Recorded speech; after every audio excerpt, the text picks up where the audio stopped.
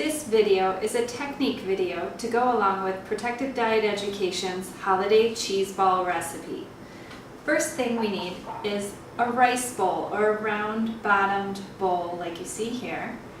And if you don't have a small round bottom bowl to use as your mold for your cheese ball, you could also use a ramekin. That would work just fine. You'll just have a little bit more of a squared off edge to your cheese ball. Or if you don't have one of those, you could use a teacup. This will be a little bit deeper of a cheese ball, but it'll still work out just fine. Next step is to use a piece of plastic cling wrap and line your bowl. Just press it in so that when we form the cheese ball, we can just pop it right back out of the bowl. That's the reason for this. And if you want to form this cheese ball ahead of time, you can wrap the outer pieces of plastic wrap over top and store it in your refrigerator in the bowl. The next process is we've already made our chopped nuts with chives. If you can't find chives, you could also use diced cilantro stems or parsley stems. This is to add some green color and also give it some flavor. So we're lining half of the bowl just like this. The reason I'm not going all the way up the edges is because it will keep falling in. Then I have my onion and chive cream cheese that I made ahead, and it's been chilling so it's nice and firm. And I'm filling my cheese ball or cheese bowl right now, just in the center, so then I can put more nuts. And these are not actual nuts. Read the recipe for chopped nuts. We don't eat nuts on a protective diet because we're protecting our sensitive taste buds. We've reprogrammed them to enjoy a low-fat, whole food, plant-based diet called a protective diet. We don't eat any oil or high-fat foods, so keeping those nuts out of our diet will keep us enjoying our low-fat diet and having total meal satisfaction, even when there's no real nuts or oils in our diet. So you can see I'm putting the nuts up the sides and pressing the cheese in the center. So what this is going to do is form this perfect cheese ball with nuts all around the edges. And if some gets away from you, you can always correct with the extra nuts you'll have left over to stick to the outside of your cheese ball. If some of the Protective Diet nuts get into the cheese, that's okay too. It's going to be delicious and it'll have a beautiful presentation. Can't really mess this up. And the filling, if you haven't made this cream cheese yet, you must get to it. And keep in mind, it takes about 4 days to make the cheese, so get that started right away.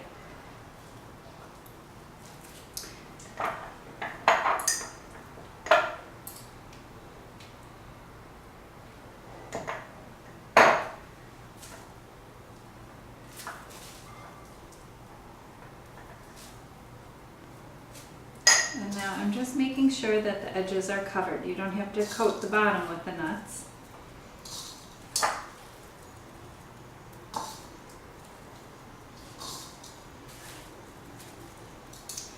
And then fold your plastic wrap over top, just like that, and press it down firm. This is going to make sure you don't have any air bubbles.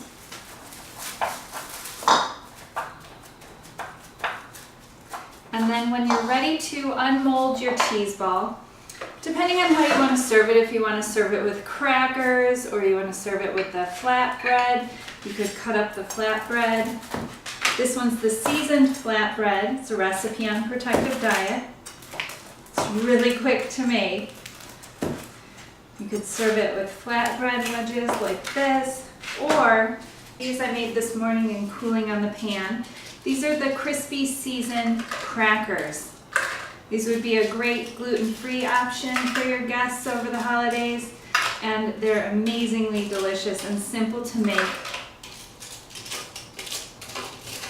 These are favorite around our house, and they go quick. And like this, you could serve it with veggies as a veggie platter as well.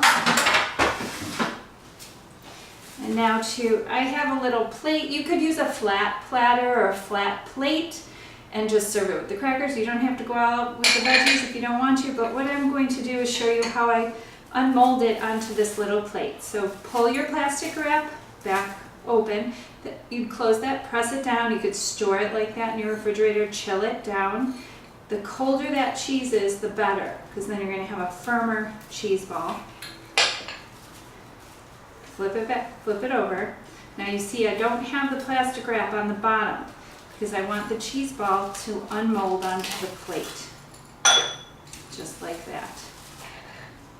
And you could shake off any excess if you want or leave it on there. Looks beautiful. If you have any missing spots where there's no nuts, you can go back and fill those in, but that's perfect just like that. And then I'll show you a sample here. You could serve this with a knife so people could scoop some off, just like that, just like a real cheese ball. But this one's 100% whole food, plant-based, no cheese at my party. Now I'm going to demonstrate a cheese log. Another batch of the chopped nuts, another batch of the onion and chive cream cheese. And this way is a little bit easier to do, I think, than the cheese ball, but it's whichever way you prefer. You'll see, they're both pretty easy to assemble. That's why I wanted to make this technique video, so that you're not intimidated by this recipe. And what we're going to do is put a nice amount of the nuts down on a piece of plastic wrap.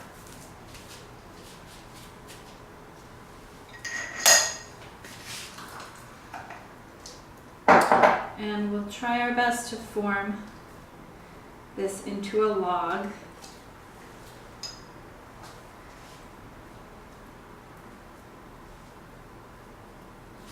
Probably it would have been easier if I would have taken smaller spoonfuls. Just put one right after the other to form a log. You can make it as wide or as long as you like.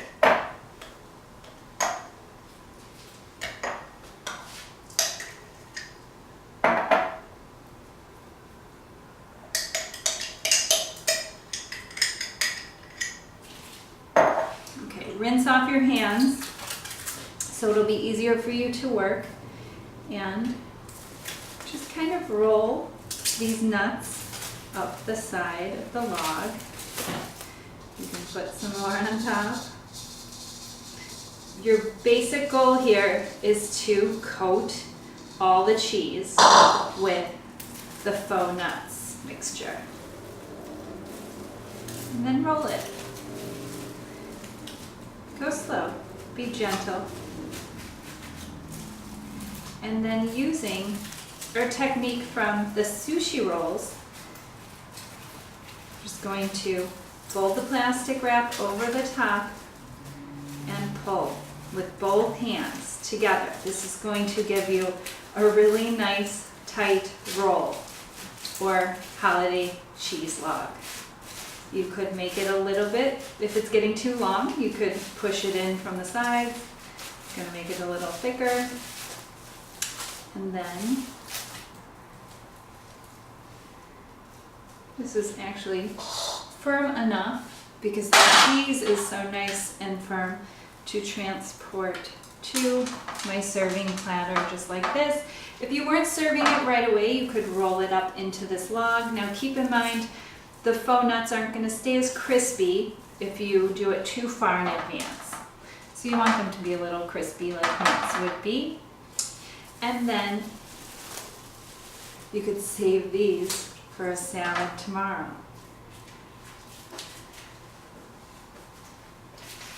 Now, decorating your cheese log, I want to give you a few ideas.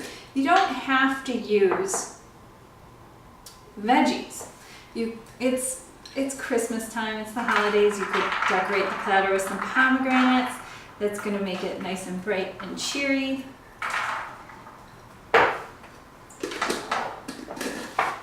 You could add your seasoned flatbread.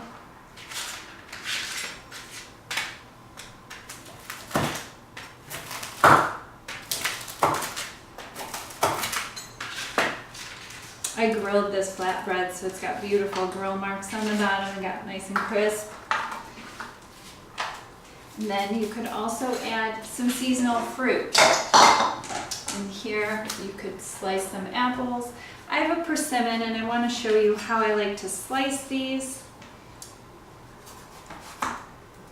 If you slice them like you would slice a tomato, nice and thin, you're going to get this beautiful flower star pattern that will really dress up your cheese log platter.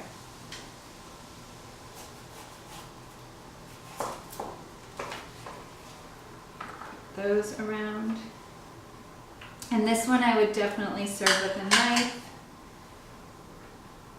And same with the apple. Slice it like this.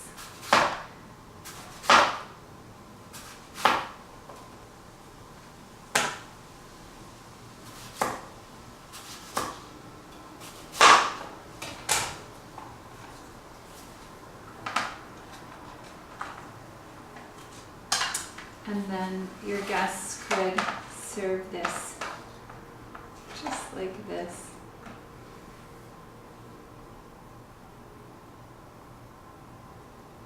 Or onto a flatbread. Just like a traditional holiday cheese log or cheese ball. Happy holidays to all of you from Jerry and I at Protective Diet. Take care and best of health.